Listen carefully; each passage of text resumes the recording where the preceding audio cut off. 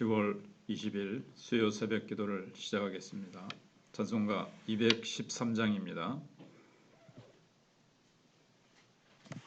나의 생명 드리니 주여 받아 주셔서 세상 살아갈 동안 찬송하게 하소서. 손과 발을 드리니 주여 받아 주셔서 주의 일을 위하여 민첩하게 하소서. 나의 음성 들으니 주여 받아 주셔서 주의 진리 말씀만 전파하게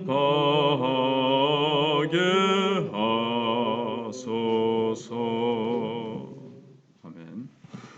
레위기 2장 1절로 6절입니다.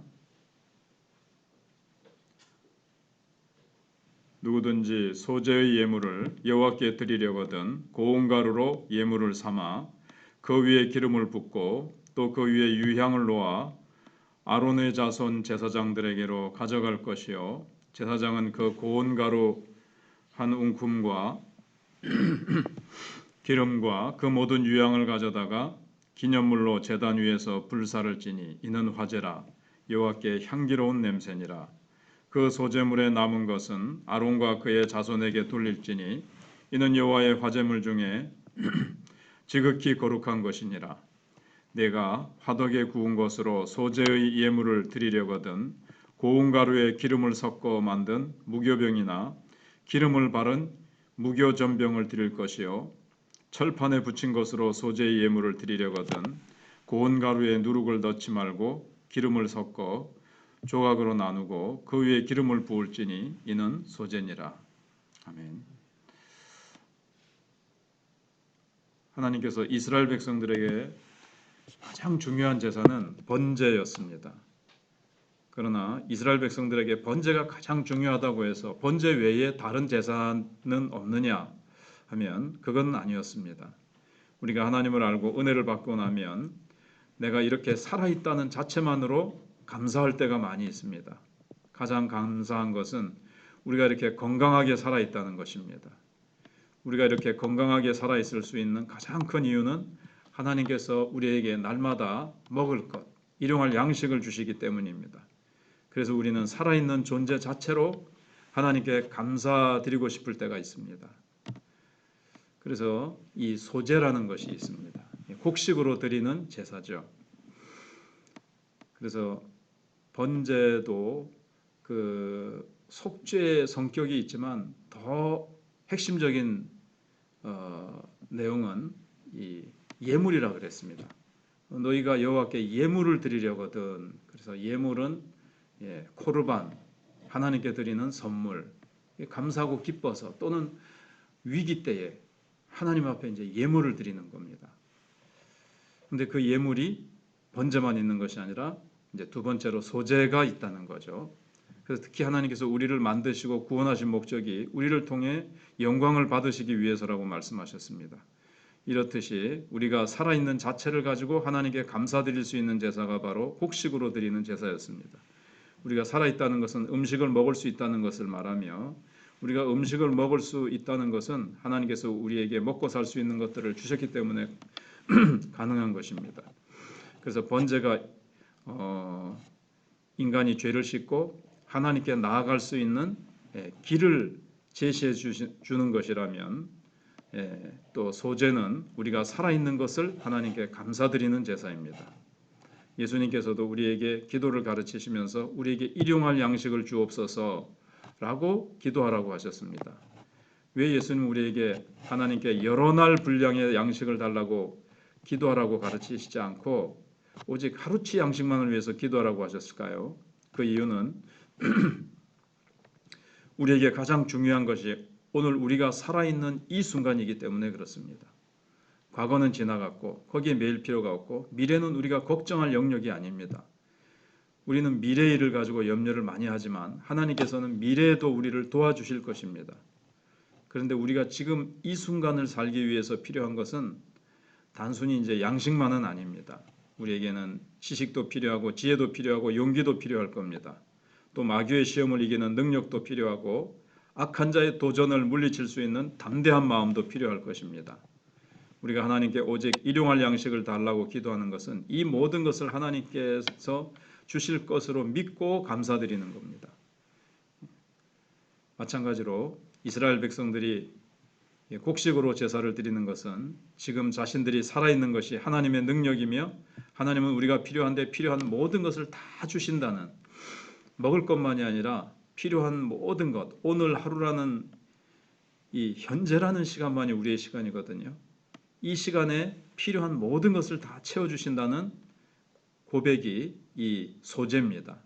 그래서 우리가 이 세상을 성공적으로 살아가기 위해서는 지나치게 과거의 일에 매여서도 안 되고 또 미래를 가지고 염려에 빠져서도 안 됩니다. 되게 성공한 사람들은 바른 길을 찾아서 매 순간마다 꾸준히 그 한순간 한순간에 최선을 다해서 노력하는 사람입니다. 마찬가지로 우리가 하나님을 알고 성경 말씀을 붙들고 있다는 것은 이미 바른 길을 이제 찾아서 접어든 겁니다.